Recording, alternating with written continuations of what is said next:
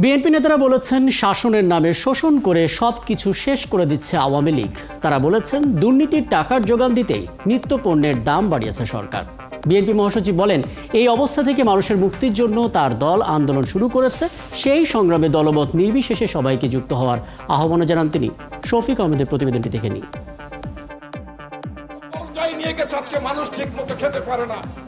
চাল, ডাল, তেল, লবণ সহ নিত্যপণ্যের দাম কমাতে বিএনপি সহযোগী সংগঠন ছাত্র দলের এই মানববন্ধন।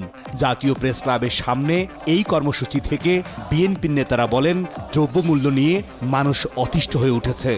আওয়ামী লীগের এমপি মন্ত্রীদের একটি সিন্ডিকেট সমস্ত বাজার নিয়ন্ত্রণ করছে। আজকে যারা প্রতিদিন বাজারে গিয়ে দিশেহারা হয়ে যাচ্ছে, এই সরকারের সেদিকে নজর নেই। নজর থাকবে কি করে? তারা তো জনগণের ভোটে নির্বাচিত নয়, তারা তো অবৈধ সরকার। জনগণের ভোটে তারা নির্বাচিত হয়নি, এই জন্যই জনগণের প্রতি তাদের কোনো দরদ নেই।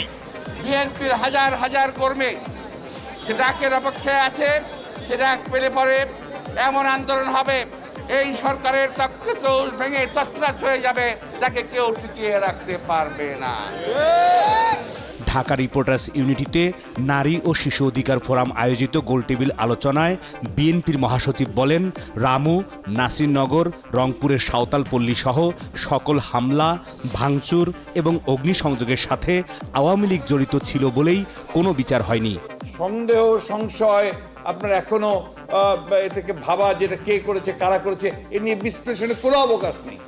সরকার করেছে, সরকারের এজেন্টরা করিয়েছে, আমি প্রথম দিন থেকে বলছি, এবং তাদেরকে দিয়ে তারা করিয়ে এটাকে তারা রাজনৈতিক ফায়দা হাসিল করতে। এবং সেই রাজনৈতিক উদ্দেশ্য হচ্ছে যে বর্তমানে যারা বেআইনিভাবে জোর করে ক্ষমতা দখল করে বসে আছেন, তাদের ক্ষমতাকে দীর্ঘায়িত করা এবং সামনে যে আবার নির্বাচন খেলা আসছে, সেই খেলায় আবার জয়লাভ করা। বিএনপির নেতারা বলেন, মৌলিক অধিকার প্রতিষ্ঠা করতে হলে সবাইকে ঐক্যবদ্ধ হতে হবে।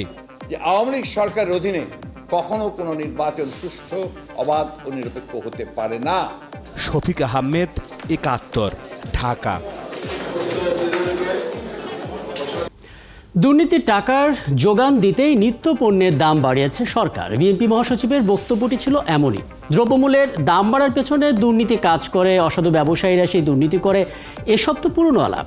কিন্তু সরকার নিজেই দুর্নীতি করে দাম বাড়াচ্ছে। বিএনপির অভিযোগের বাস্তবতাটা আসলে কি, এবং বাজার আসলে কারা নিয়ন্ত্রণ করে, কিভাবে নিয়ন্ত্রণ করে, একটু খোলাখুলিভাবে বুঝে নিতে চাই। আমাদের সঙ্গে আছেন বাংলাদেশ আওয়ামী লীগের শিল্প ও বাণিজ্য বিষয়ক সম্পাদক ও বিজিএমইএর সাবেক সভাপতি সিদ্দিকুর রহমান, আছেন ক্যাবের ভাইস প্রেসিডেন্ট এস.এম. নাজের হোসেন। আপনাদের দুজনকেই স্বাগত জানাচ্ছি সংবাদযোগে। এবং সিদ্দিকুর রহমান, আপনাকে দিয়ে শুরুটা করতে চাই। আপনি নিজে খবরটা আরও ভালোই জানেন যে তেল, ডাল, পেঁয়াজ, লবণ সহ প্রায় সবগুলো নিত্যপণ্যের দাম মাসখানেকের বেশি সময় ধরে বাড়তি। এবং এটি নিয়ে আসলে আমরা আজকে কথা বলছি এমনটা না, আমরা ধারাবাহিকভাবে কথা বলছি, প্রতিবেদন করছি। আপনি বিভিন্ন সময় আমাদের সঙ্গে যুক্ত হয়েছেন, এটা নিয়ে কথাও বলছেন। নিয়ন্ত্রণটা করা যাচ্ছে না কেন? ধন্যবাদ আপনাকে। প্রথমত কথা হলো যে আমি এই বিএনপির কয়েকটা ভিডিও ফুটেজ দেখলাম, তারা কি বলেছে। আসল কথা হলো, যেগুলো তেল, ডাল যেগুলো আমরা ইম্পোর্ট করি, পেঁয়াজের দাম যেমন কিছুটা কমেছে, কিন্তু আমাদের যে নতুন পেঁয়াজ না আসা পর্যন্ত যে একেবারে নিয়ন্ত্রণ হয়ে যাবে তা কিন্তু না। আর বাজার নিয়ন্ত্রণ করার জন্য বাণিজ্য মন্ত্রণালয়, কৃষি মন্ত্রণালয়, খাদ্য মন্ত্রণালয় এবং এর সাথে কিছু অধিদপ্তর যুক্ত আছে। তারা কিন্তু রেগুলার এটা মনিটর করছে। এখানে আমাদেরকে দেখতে হবে যে সারা বিশ্বে কিন্তু জিনিসপত্রের দাম হঠাৎ করে বেড়ে গেছে। তার কারণ সাপ্লাই থেকে ডিমান্ড অনেক বেশি। সেটা শুধুমাত্র যে ভোগ্যপণ্যের বেলায় তা না, প্রতিটা জিনিসেই কিন্তু সাপ্লাই থেকে ডিমান্ড অনেক বেশি। কারণ মাঝখানে করোনার জন্য উৎপাদন কিন্তু ব্যাহত হয়েছে। হঠাৎ করে করোনা যখন সব জায়গায় মোটামুটি এই মহামারীর আকারটা কমে একটা কন্ট্রোলে চলে আসলো, তখন ডিমান্ড বেড়ে গেছে। এখন সাপ্লাই আর ডিমান্ডের মধ্যে যদি একরকম না হয়, তখন কিন্তু আপনার জিনিসপত্রের দামটা বাড়বে। আরেকটা জিনিস হলো তেলের দাম। তেলের দাম কিন্তু অস্বাভাবিকভাবে বেড়ে গেছে। কোন তেল? আমাদের ডিজেল বা আমরা যেগুলো ব্যবহার করি, সেই ইন্টারন্যাশনাল মার্কেটে তেলের দাম কিন্তু আজকে $85 উপরে। তো তখন ট্রান্সপোর্টেশন কস্ট বেড়ে যায়। এই যে বিভিন্ন জিনিস, আর এই সময় আমাদের অফ সিজনে আমাদের তরি তরকারির কথা যদি বলেন, তাহলে সেগুলো মাত্র বাজারে আসা শুরু করেছে, এবং যখন প্রথম দিকে আসে তখন দাম একটু বেশিই থাকে, তারপরে আস্তে আস্তে কিন্তু এটা কমে যায়। তো এগুলো হলো নিত্য নৈমিত্তিক ব্যাপার।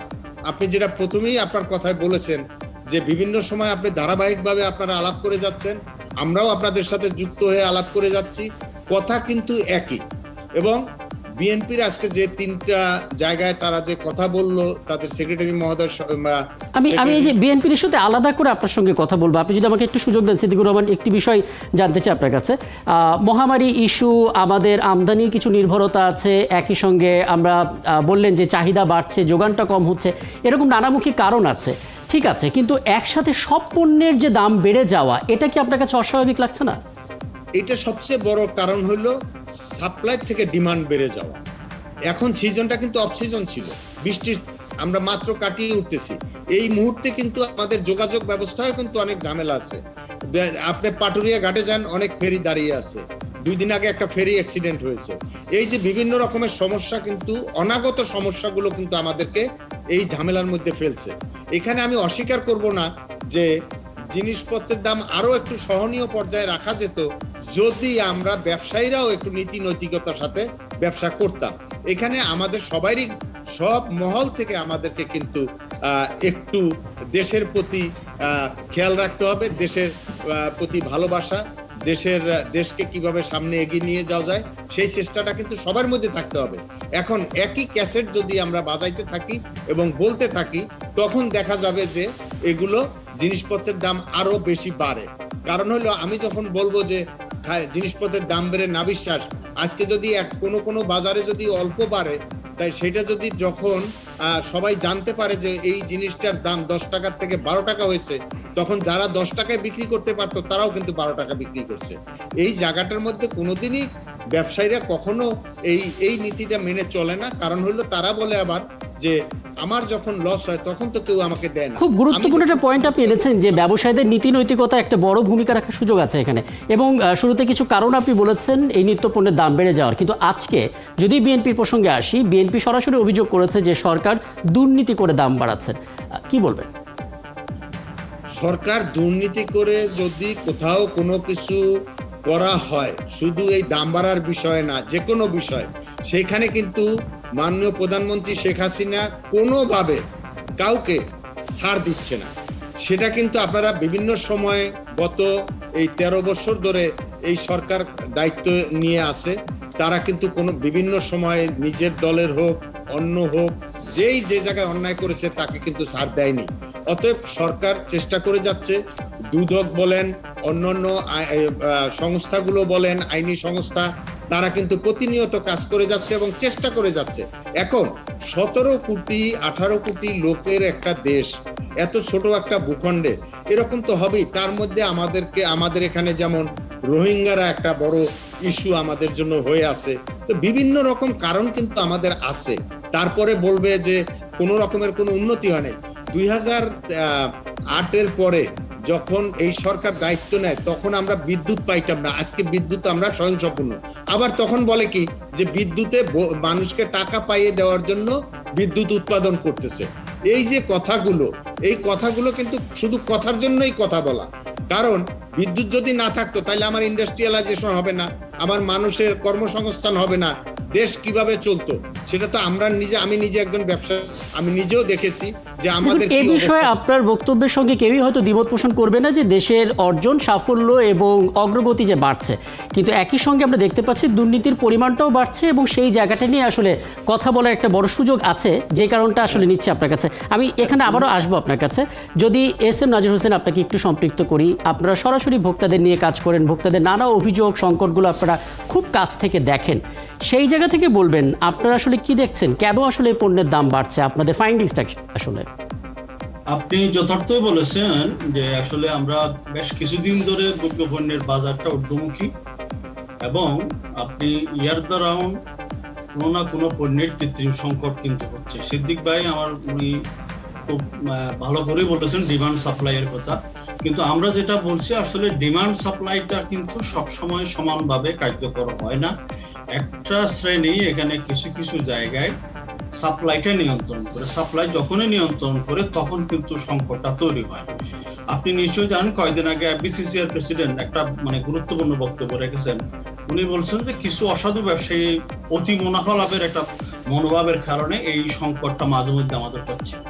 আবার সিদ্দিক ভাইও কিন্তু এটা বলছেন যে উনিও নিজেও স্বীকার করছেন কিছু কিছু ব্যবসায়ী আছে যারা আসলে অতি মুনাফা লাভের চেষ্টা করছে। এই প্রবলেমটা এই জায়গা থেকে। যদি ধরেন অতি মুনাফা লাভের চিন্তাটা না হতো তাহলে এই সমস্যাটি হতো।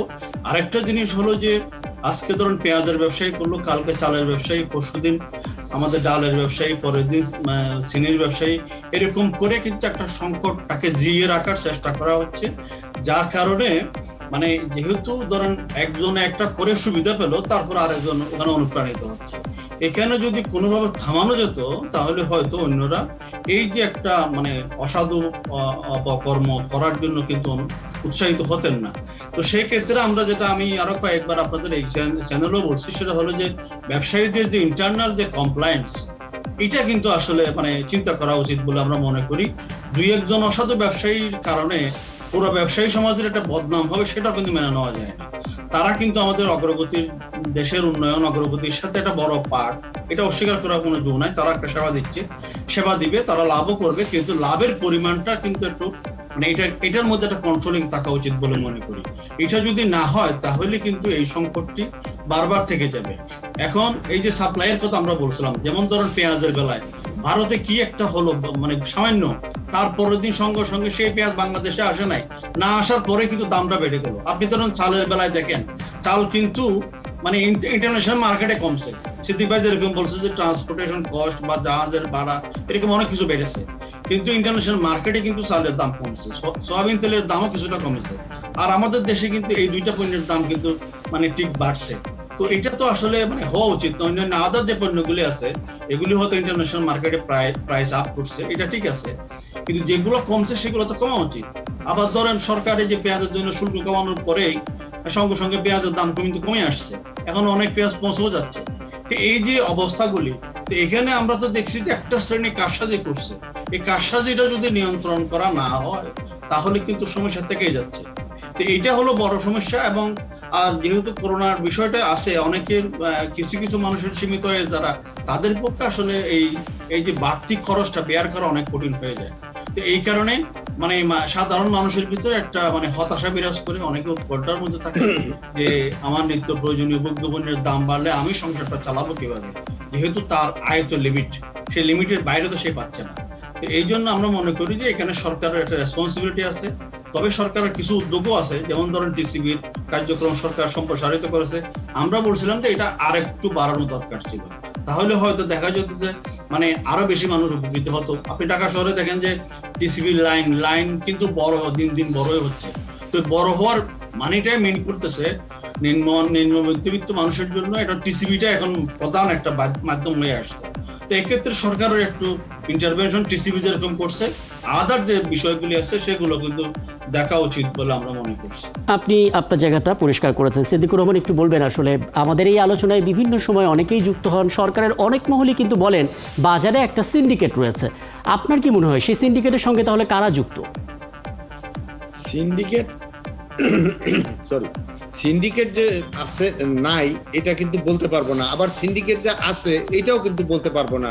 সিন্ডিকেট না থাকলে এইভাবে জিনিসপত্রের দাম তো বেড়ে যাওয়ার কথা না, কিন্তু এই সিন্ডিকেটকে ধরা বা আইডেন্টিফাই করা এটা কিন্তু খুব ডিফিকাল্ট একটা বিষয়। আমি যেটা মনে করি, এই যদি আপনি পার্মানেন্টলি এটার একটা সলিউশন চান, অন্ততপক্ষে আমরা এই মধ্যময়ের দেশ বা উন্নত বিশ্বে যাওয়ার আগ পর্যন্ত আমাদের যে টিসিবি, এই টিসিবির পার্মানেন্ট একটা স্ট্রাকচার দাঁড় করিয়ে পার্মানেন্টলি দোকানগুলো দিয়ে মানুষকে কার্ড দিয়ে তারপরে টিসিবি থেকে তারা জিনিসপত্র মাসে মাসে পাবে, যেটা রেশনিং সিস্টেম আগে ছিল সেই রকম যদি করে তাহলে আমার মনে হয় এইটা এখন চিন্তা করার একটা বিষয় আসছে। কারণ হলো প্রতি বছর প্রতি বছর আমাদের এই জিনিসপত্র দাম বাড়ে এবং আমাদের সাধারণ জনগণ যারা আসলে সবচেয়ে বড় অংশ তারা কিন্তু ক্ষতিগ্রস্ত হচ্ছে এবং তাদের কষ্ট হচ্ছে। সেই জন্য আমি মনে করি সরকারের উচিত টিসিবির একেবারে দোকান দিয়ে দেওয়া, যেখান থেকে কার্ডের মাধ্যমে প্রতি মাসে একটা ফ্যামিলি এই জিনিস পাবে। এই জিনিসগুলো কয়েকটা জিনিস, তো বেশি না, তো সেই কয়েকটা জিনিস রেগুলারলি বিক্রি করা দরকার টিসিবির মাধ্যমে। এই রাস্তায় ট্রাক দাঁড় করিয়ে এটা একটা সমাধানের কথা আপনি বলেছেন, সাথে একটু যুক্ত করবেন, যেহেতু আলাপ আলোচনায় বারবারই সিন্ডিকেট প্রসঙ্গটি আসে এবং বিভিন্ন সময় তেমন কিছু সিন্ডিকেটও ধরা হয়, তারাও সাজাও পায়, তার মানে বোঝা যাচ্ছে একটা সিন্ডিকেট হয়তো এখানে আছে। প্রশ্নটা হচ্ছে, আপনার মনে হয় কি না যে ক্ষমতা কাঠামোর কোনো মানুষ যদি সম্পৃক্ত না থাকে এই কারসাজির পেছনে, তাহলে এরকম সিন্ডিকেট চলতে পারে? না, সিন্ডিকেট ব্যাপারটা হলো যারা ব্যবসা করে তারা নিজেরা করতে পারে, মিলেমিশে একত্রে করতে পারে বা আলাপ আলোচনা করে করতে পারে। কিন্তু সিন্ডিকেট বলতে যে শব্দটা আমরা বলি, এই শব্দটা কিন্তু একটা আপেক্ষিক শব্দ। এইখানে কিন্তু কোন রকম বায়বীয় একটা শব্দ আমরা সিন্ডিকেট বলে ফেলি, কিন্তু বাজারে আপনি যান, জিনিসপত্রের অভাব তো নাই কোনো জায়গায়, প্রতিটা জিনিস কিন্তু অ্যাভেলেবল। তাহলে জিনিসপত্রের দামটা কেন বাড়ে? সেই জন্যই এটা তাদের অল্টারনেটিভ আর একটা জিনিস সরকারের করা দরকার, যে তোমরা এরকম বাড়াবা, ঠিক আছে, আমিও ন্যায্য মূল্যে আমি বিক্রি করব। তখন কিন্তু এই সিন্ডিকেটের আর অস্তিত্ব থাকবে না। তাছাড়া কিন্তু এই সিন্ডিকেট বা আপনি যেভাবেই বলেন না কেন, এই জিনিসটা কন্ট্রোল করা, বাংলাদেশের এই এত জনগণের মধ্যে কন্ট্রোল করা, এটা কিন্তু আসলেই খুব কঠিন একটা বিষয়। সরকার আরো তৎপর হওয়া দরকার, বিশেষ করে সরকারের বাণিজ্য মন্ত্রণালয়, খাদ্য মন্ত্রণালয় এবং কৃষি মন্ত্রণালয়, তাদের কাছে প্রতি মাসের ডাটা থাকতে হবে যে আমার কি উৎপাদন হচ্ছে, কি আমার প্রয়োজন আছে, চাহিদা কি, সেই অনুযায়ী আমার ইম্পোর্ট করার জিনিসটা, যেমন আমি পেঁয়াজের বেলায় বলি বা আপনার চিনি এবং তেলের যে ডিউটিটা কমানো হলো এত দেরিতে কেন, এটা আরো 2-3 মাস আগে করতে পারতাম। যদি আমরা এই ডাটাগুলো রাখি রেগুলার বেসিসে, তা এখন কিন্তু আমাদের এখানে, আমাদের দেশ ডিজিটালাইজেশনের দেশ, এখানে আমরা কিন্তু যে কোনো ভাবে। সিদ্দিকুর রহমান, এখানে যদি একটু বলি, আপনি খুব চমৎকার পরামর্শ দিলেন যে আসলে একটা ডেটাবেজ আমাদের থাকলে সরাসরি মন্ত্রণালয় সেটা মনিটরিং করতে পারবে, সে অনুসারে পরিকল্পনা করতে পারবে। তো এই ধারণাটা আপনারা যারা ব্যবসায়ীরা ছিলেন বা ব্যবসায়ী মহল যারা আছেন, তারা কি কখনো সরকারকে জানিয়েছেন এরকম একটা উদ্যোগ নেওয়ার কথা?